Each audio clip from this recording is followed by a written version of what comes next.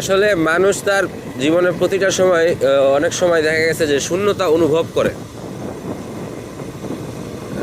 তেমনি একটা শূন্যতা হচ্ছে মা। যার জীবনে একটা মা নাই, থেকেও পরে চলে গেল, সেই মায়ের অভাব সে কখনোই পূরণ করতে পারবে না। মা এখন যারা ডাকতে পারে না তারা বুঝে মা না ডাকতে পারার কষ্টটা।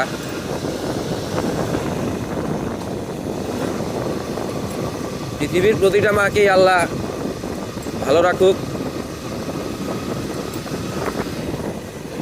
আজকে হয়তো অনেক দূরে কোথাও কোনো অজানায় ঘুরতেছি, জানি না কোথায় যাচ্ছি,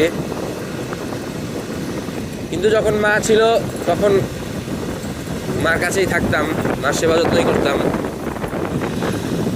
এভাবে হয়তো ঘোরা হতো না।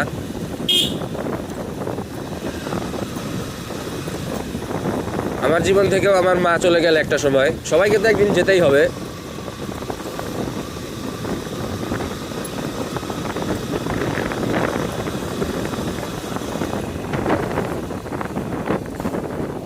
এখন কিছুই ভাল লাগে না, শুধু ভাল লাগে গাছপালা, প্রকৃতি।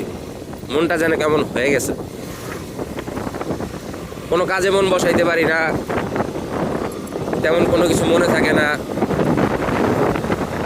আম্মু স্বপ্নে আসে, আইসা আমার দিকে তাকায় থাকে।